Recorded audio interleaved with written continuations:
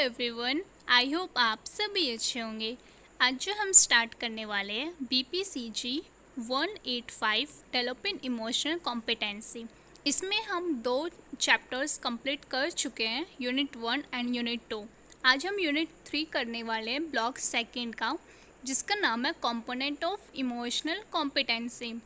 इसमें जो हमारे टॉपिक्स हैं, पहला what are emotional competency, second the emotional competency, third recognition and understanding of emotions in on one self and others, fourth universality of emotional expressions. तो हम पहले start करते हैं इंट्रो से।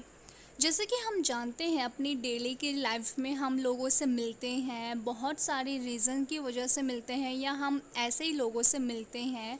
तो मतलब ये कि हमारी सोशल लाइफ का एक पार्ट होता है कि हम लोगों से इंटरेक्ट करते हैं। जैसे उनसे जब हम मिलते हैं तो बहुत सारी बातें होती हैं। अगर हम ये बोलें कि जैसे ऑफिस में हम मिलते हैं तो वहाँ पे ऐसे बहुत सारी बातें होती है। वहाँ के वर्कर्स के साथ हमें अपना रिलेशनशिप मैनेज करना होता है। रिलेशनशिप्स होते हैं, फ्रेंडशिप होती है या फैमिली रिलेशनशिप्स होते हैं। ऐसे बहुत सारे हमारे लाइफ में ऐसे रिलेशनशिप होते हैं जो हम सब रिलेशनशिप में हम कुछ ना कुछ मैनेज करते हैं। लाइक हम लोगों की फीलिंग्स समझते हैं, उनके लिए हम देखते हैं कि वो क्या फ़ील कर रहे हैं। लाइक हम कई बार उनकी सिचुएशन को अंडरस्टैंड करते हैं, वो क्या फ़ील कर रहे हैं, उनके इमोशंस को देखते हैं।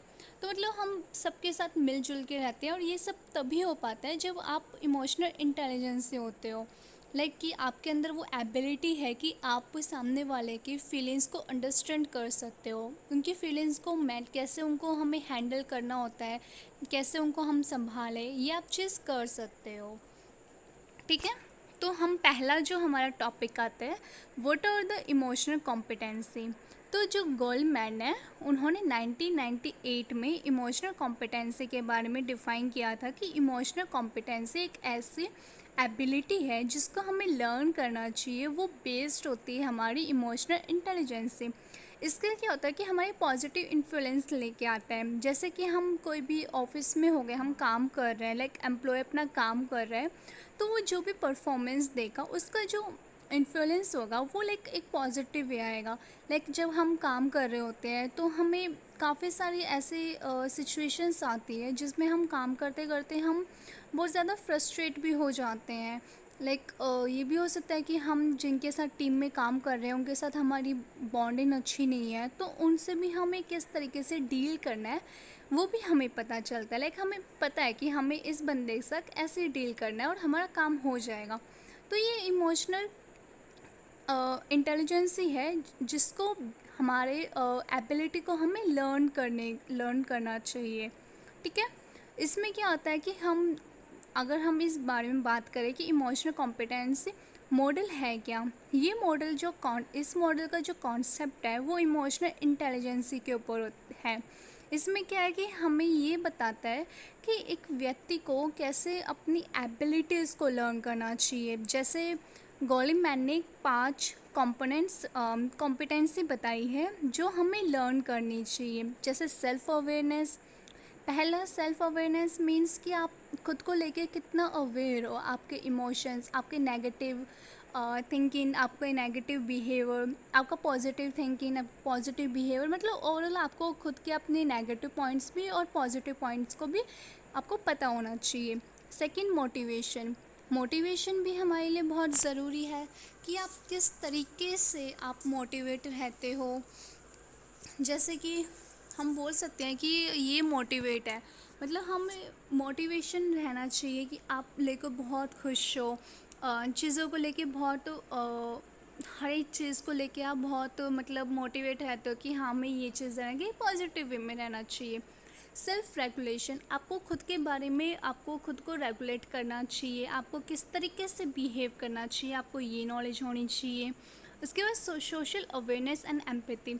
सोशल अवेयरनेस मीन्स कि आप जिनके साथ भी आप इंटरेक्ट करते हो, लाइक किसी से मिलते हो या आपके रिलेशनशिप्स हो गए, आप उनसे किस तरीके से बात करते हो, किस तरीके का आपको उनके साथ बिहेवियर होता है, तो वो आपको अवेयरनेस होनी चाहिए। सोशल स्किल भी आपके अंदर होनी चाहिए। तो ये 5 कॉम्पिटेंसी है जो आपके लिए बहुत इम्पॉर्टेंट है कि आप इन कॉम्पिटेंसी को लर्न करो ताकि वो आपकी हेल्प करे कि आपको किस तरीके से आपको लाइफ एक खुल के जीनी चाहिए। ठीक है, उसके बाद आता है कॉम्पिटेंसी जो हम डिफाइन करें तो एक description of learning outcomes meaning what can a person know or prove to have learned as a result of a learning process. अब ये क्या बोल रहा है कि एक होता है ना कि हम किस तरीके से हमें चीज़ मतलब हम जानते हैं कि हमें कोई भी चीज़ होती है वो हम उससे कुछ ना कुछ सीखते हैं, उसका जो आउटकम निकल के आता है उससे हम कुछ ना कुछ सीखते हैं। तो क्या एक पर्सन को जानना चाहिए, क्या उसको ये प्रूव करना चाहिए कि उसने लर्न किया है या उस लर्निंग प्रोसेस से, तो ये एक आपकी परफॉर्मेंस को बताता है कि आपकी परफॉर्मेंस क्या है। एक मतलब परफॉर्मेंस की जो क्वालिटी होती है लाइक आपको वो डिफ़ाइन करता है। कॉम्पिटेंसी जो रेफ़र करता है वो एक एबिलिटी को मतलब हमारी इंटेलिजेंसी की जो एबिलिटी है उसको रेफ़र करता है कि आप किस तरीके से सोशल पर्सनल हो और एंड प्रोफेशनल प्रॉब्लम्स को आप किस तरीके से डील करते हो। मतलब आपके अंदर कितनी ऐसे ही मतलब कितनी एबिलिटी है कि आप किस तरीके से प्रॉब्लम्स को सॉल्व करते हो लाइक प्रोफेशनली भी एंड पर्सनली भी। इंटेलिजेंस से इन्वॉल्व होता है आपके सब कंपोनेंट्स की एबिलिटी, मतलब सब कंपोनेंट्स की आपकी जो एबिलिटी है उसके अंदर इन्वॉल्व होता है कि आप किस तरीके से सोचते हो, किस तरीके से आप सिचुएशंस को हैंडल करते हो, उनको समझते हो, अंडरस्टैंड करते हो। एंड इमोशनल कॉम्पिटेंसी का जो मतलब परफॉर्मेंस होता है वो रिलेट करता है आपके टास्क पे, जैसे कि आप जो भी टास्क करते हो उससे रिलेटेड आपके इमोशंस भी बाहर आते हैं। एंड इमोशंस बाहर आते हैं तो आप उसी से रिलेटेड जो भी इमोशंस आते हैं उससे रिलेटेड आप परफॉर्म करते हो, तो आपकी वही इमोशनल कॉम्पिटेंसी हो जाती है। और इमोशनल इंटेलिजेंसी क्या है कि वो हमें कुछ भी जो भी हम काम कर रहे हैं लाइक उसको फैसिलिटेट करने की एक एबिलिटी है कि आप उसको किस तरीके से अंडरलाइन करते हो। देन उसके बाद जो हमारा टॉपिक आता है द इमोशनल कॉम्पिटेंसी। तो द इमोशनल कॉम्पिटेंसी में क्या है कि इसको टू ब्रॉड एरियाज़ में डिवाइड किया गया है, एक personal competency and A social competency. Personal competency में क्या है कि पर्सनल कॉम्पिटेंसी में ये बेस्ड होता है कि आप खुद को लेके कितना आप खुद को कितना ढूंढते हो, आप खुद को कितना पहचानते हो अपने इमोशंस को लेके। आपके अंदर एबिलिटी है कि आप जो भी इमोशंस आप एक्सप्रेस कर रहे हो दिखा रहे हो, क्या आप मतलब एग्जैक्ट वही दिखा रहे हो जो आप फील कर रहे हो, या आप एक ये भी आपके अंदर एबिलिटी होनी चाहिए कि आप किस तरीके से अपने इमोशंस को मेंटेन करके रखते हो, उनको कंट्रोल करते हो। तो पर्सनल कॉम्पिटेंसी में हमारे 3 पॉइंट्स आते हैं, self awareness, motivation and self regulation. Self awareness means मैं आपको बता चुकी हूँ कि सेल्फ अवेयरनेस मीन्स आप खुद को कितना अच्छे से जानते हो, अपने नेगेटिव पॉइंट्स को भी और पॉजिटिव पॉइंट्स को भी। एंड उसके बाद आता है मोटिवेशन, मतलब सेल्फ मोटिवेशन। सेल्फ मोटिवेशन मतलब कि आप अगर आप फॉर एग्ज़ाम्पल अगर आप किसी भी एग्ज़ाम में फ़ेल हो जाते हो लाइक आप अपने आप को मोटिवेट करो कि कोई नहीं, अगर मैं फिर ये मतलब कोशिश करूँगी कि मैं ये पॉइंट ढूंढती हूँ कि मैं फ़ेल कैसे हुई, या तो मैंने एग्ज़ाम में अच्छे से तैयारी नहीं की, या फिर किसी जो मैंने तैयारी की थी वो मुझे इतनी तैयारी नहीं हुई अच्छे से जिससे मैं एग्ज़ाम अच्छे से नहीं दे पाई। तो जो आप जिस वजह से नहीं हुआ उस वजह को मैं ढूंढने की कोशिश करूँगी एंड देन नेक्स्ट एग्ज़ाम के लिए मैं बेटर परफॉर्मेंस दूँगी। तो आप अपने जब फेल हो जाते हो आप उससे सीखते हो। तो यही हमारा सेल्फ मोटिवेशन होता है कि आप किस तरीके से अपने इमोशंस को रेगुलेट करते हो, लाइक आप सिचुएशन को किस तरीके से फेस करते हो। तो ये हो गया हमारा मोटिवेशन।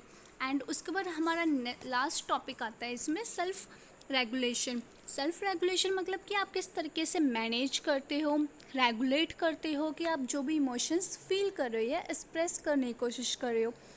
सिंपल सा मीन कि आपके अंदर वो एक एबिलिटी होती है कि आप सोशली भी एंड खुद के भी आप अपने इमोशंस को मेंटेन करते रखते हो, मैनेज करते हो, रेगुलेट करते हो। अब आते हैं social competency. Social competency means कि आप एक मतलब कोई भी जो व्यक्ति होते हैं उसके अंदर वो एक एबिलिटी होती है, वो किस तरीके से जब वो बाहर लोगों से मिलता है तो उनसे किस तरीके से हमें बात करनी चाहिए, किस तरीके से हमें उनके साथ बिहेव करना चाहिए, किस तरीके से हमें रिस्पॉन्स करना चाहिए। लाइक सामने वाला हमसे बात कर रहा है तो हम उसकी बातों को बहुत ध्यान से सुने, हमें किस तरीके से like facial expression and body language हमें किस तरीके से रखनी चाहिए। तो वो सोशल कॉम्पिटेंसी पे होता है कि आपके अंदर वो एबिलिटी है या नहीं है। तो इसमें जो पहला पॉइंट आता है social awareness and empathy. Social awareness means कि आपके अंदर वो अवेयरनेस होती है कि आप लोगों के फीलिंग्स को कैसे फीलिंग्स के बारे में आपको अवेयरनेस होती है, अब उनके इमोशंस के बारे में अवेयरनेस होती है, किस तरीके से हमें साथ में मिलकर काम करना होता है, तो उस रिलेशनशिप को कैसे मेंटेन करना है, डेवलप करना है, लाइक इफ़ेक्टिव बनाना है कि हम अच्छे से ग्रुप्स में काम करें एंड अपने गोल को अचीव करें। ठीक है। उसके बाद आता है social skill. Social skill means कि आप जब लोगों से मिलते हो तो आपको किस तरीके से उनसे बात करना चाहिए, किस तरीके से बिहेव करना चाहिए एंड किस तरीके से आप उनसे मतलब जब बात कर रहे हो तो आपका बॉडी लैंग्वेज होना चाहिए। तो वो आपकी सोशल स्किल के ऊपर डिपेंड करता है कि आप कितने सोशल स्किल की एबिलिटी आपके अंदर है। ओके। तो ये जो पॉइंट्स है ये मैंने यहाँ पे डिफ़ाइन कर रखे हैं, लाइक ये मैंने एक्सप्लेन कर दिए हैं। तो हम नेक्स्ट पॉइंट पे चलते हैं। अब जो हमारा टॉपिक आता है recognition and understanding of emotions in one self and others. यहाँ पे आता है कि आप कितना अपने इमोशंस को दूसरे के इमोशंस समझते हो, अंडरस्टैंड करते हो। तो इसमें आपका क्वेश्चन आता है कि what does it mean to identify and understand emotions. आप कैसे आप आइडेंटिफाई करते हो इमोशंस को और समझते हो। ये हमें बताता है कि हमें किस तरीके से खुद के और दूसरों के इमोशंस को आइडेंटिफाई करना है। लाइक आप किस तरीके से आपके अंदर वो एक एबिलिटी होनी चाहिए कि आपके आसपास जो लोग हैं उनकी आप सही से उनके इमोशंस को पहचान कर सको। ये समझना कि बहुत इम्पॉर्टेंट स्किल है हमारे लिए, क्योंकि हम सोशली मतलब सोशल वर्ल्ड में रहते हैं, हम लोगों से मिलते हैं, जुलते हैं, तो हम लोगों से बातें करते हैं। तो ये हमारे लिए बहुत ज़रूरी है कि हमारे अंदर ये स्किल होनी चाहिए कि हम लोगों के इमोशंस को अंडरस्टैंड कर सके कि एक्चुअल में वो क्या फ़ील कर रहे हैं। क्योंकि हम कई बार इसी की वजह से बहुत सारे मिसअंडरस्टैंडिंग हो जाते हैं, जिसकी वजह से लोग खुश नहीं रह पाते हैं। बहुत सारी ऐसे सिचुएशन हो जाती है जो लोग सरवाइव नहीं कर पाते हैं। तो ये बहुत इम्पॉर्टेंट है हमारे लिए। सेकंड आता है कि emotional awareness in one self, कि आप ये हमारे लिए बहुत ज़रूरी है कि हम पहले तो खुद के इमोशंस को समझें। तो हमारे लिए सबसे पहले तो यही चीज़ इम्पॉर्टेंट होती है कि हम जो भी इमोशंस आ रहे हैं हमारे, उनको आइडेंटिफाई करें कि वो किस तरीके से आए हैं, मतलब किस वजह से आए हैं, सिचुएशन क्या है। तो पहला क्या होता है कि आइडेंटिफाई करें इमोशंस को एंड उसके बाद आप अपने इमोशंस को अनुभव करें कि वो किस लेबर्स की वजह से आए हैं, किस लेबर के कारण आए हैं। एंड उसके बाद आप ये डिस्क्राइब करें कि वो जो आप फील कर रहे हो वो आपको किस तरीके से डिस्क्राइब करना है एंड किस तरीके से उन इमोशंस को दिखाना है। ये बहुत इम्पॉर्टेंट हो जाता है कि हमें इस चीज़ पे ध्यान देना होता है कि आप क्या फील कर रहे हो, क्या सोच रहे हो। एंड उसके बाद हमें अपने इमोशंस को एक्सप्रेस करना चाहिए कि पहला ये होता है कि what is the feeling and उसके बाद what is the feeling telling me about this situation and why is this feeling happening now. तो ये जो 3 क्वेश्चन होते हैं ये हमें खुद से पूछने चाहिए।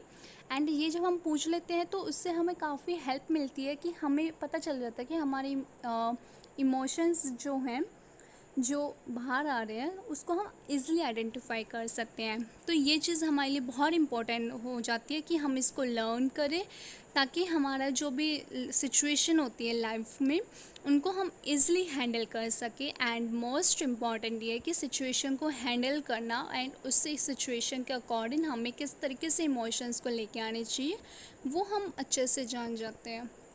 अब थर्ड पॉइंट आता है इमोशनल अवेयरनेस इन अदर्स। अब दूसरों के इमोशंस को लेके हमें किस तरीके से अवेयरनेस होना चाहिए। अब उसके लिए भी हमारे 3 पॉइंट्स हैं जो बहुत ज़रूरी है। पहला emotion precision, and second emotional recognition, and third emotional interpretation. अब इसमें क्या है कि पहले हमें किस तरीके से लोग इमोशन को प्रिसीव करते हैं, एंड फिर किस तरीके से पहचानना चाहिए हमें इमोशंस को, एंड फिर उसके बाद किस तरीके से हम लोगों से इंटरेक्ट करते, लाइक वो इमोशन को किस तरीके से इंटरप्रेशन करते हैं, लाइक वो हमें पता होना चाहिए। तो हम पहले क्या करते हैं कि हम पहले ये जानते हैं कि हमें क्यों ज़रूरी है कि हम लोगों के इमोशंस को समझें। वो एबिलिटी जब हमारे अंदर नहीं होती है तो उसकी वजह से क्या होता है, बहुत सारे कन्फ्लिक्ट्स हो जाते हैं, एंड हम एक्यूरेट जो आइडेंटिफाई करना होता है इमोशंस को वो हम नहीं कर पाते हैं। ऐसे इसकी वजह से ना बहुत सारे लड़ाई झगड़े हो जाते हैं, कम्युनिकेशन नहीं हो पाती है बेटर तरीके से, लाइक हम गोल भी अचीव नहीं कर पाते हैं। लाइक हम गोल अचीव करने का मीन्स ये है कि जैसे हम ऑफिस में कुछ भी हमें प्रोजेक्ट मिलता है, लाइक हमें वो उस प्रोजेक्ट को कंप्लीट करके देना होता है, लेकिन हमारे जो टीम मेंबर्स हैं उनके साथ कम्युनिकेट हमारी नहीं हो पाती क्योंकि हम एक दूसरे के इमोशंस को नहीं समझ पा रहे हैं। तो उसकी वजह से हम अपने गोल को अचीव नहीं कर पाएंगे जो हमें कंप्लीट करना है टास्क।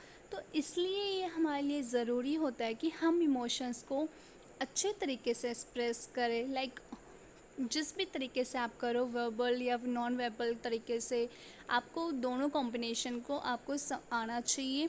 एंड सेकंड ये पॉइंट कि आप जो भी इमोशंस लेके आ रहे हो तो सामने वाला भी आपके इमोशंस को समझेगा, क्योंकि उसके अंदर भी वो एबिलिटी है कि वो अच्छे से समझ सके।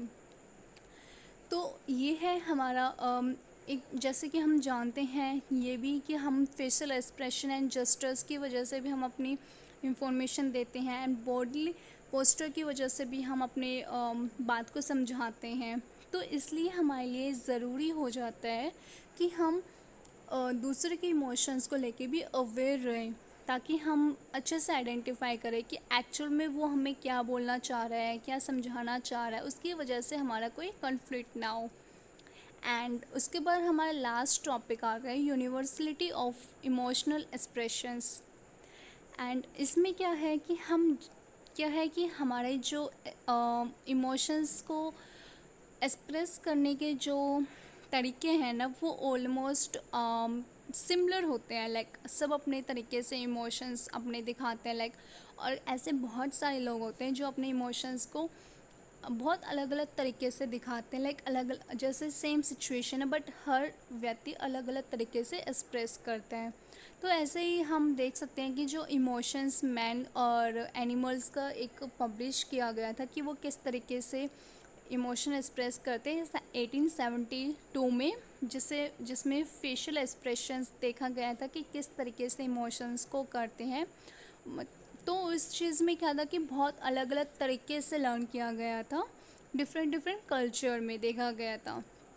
इसका कंक्लूज़न ये निकला था कि ऐसे बहुत सारे इमोशंस हैं जो यूनिवर्स में सेम तरीके से मिले हैं, लाइक उनको समझना, अंडरस्टैंड करना, एंड ऐसे मतलब हम ये कह सकते हैं कि हर कल्चर में अलग अलग तरीके से इमोशंस को दिखाया जाता है, और हर तरीके का जो इमोशंस का जो एक्सप्रेशंस होते हैं वो अलग अलग तरीके से दिखाया जाता है। किसी में हाँ का मतलब ऐसे हम नाड़ हिला देते हैं, लाइक ऐसे होता है। कईयों में हाँ का मतलब सीधा हम नाड़ को ऐसे करते हैं तो वैसे होता है। लाइक ऐसे अलग अलग तरीके से फेशियल एक्सप्रेशंस भी दिखाए जाते हैं, तो उनको भी समझना हमारे लिए ज़रूरी होता है कि हम उनके जो भी अलग अलग कल्चर में जिस तरीके से अपने इमोशंस को दिखाया जाता है वो अंडरस्टैंड करना भी हमारे लिए इम्पॉर्टेंट होता है। तो आज यहाँ तक हम कंप्लीट करते हैं। ये था आज का हमारा चैप्टर 3। आई होप आप सबको समझ में आया होगा, एंड अगर आपको फिर भी कोई डाउट होता है तो आप मुझसे कमेंट करके पूछ सकते हैं, एंड आपको नोट्स हमारे टेलीग्राम चैनल पर मिल जाएंगे। And thank you so much, bye bye.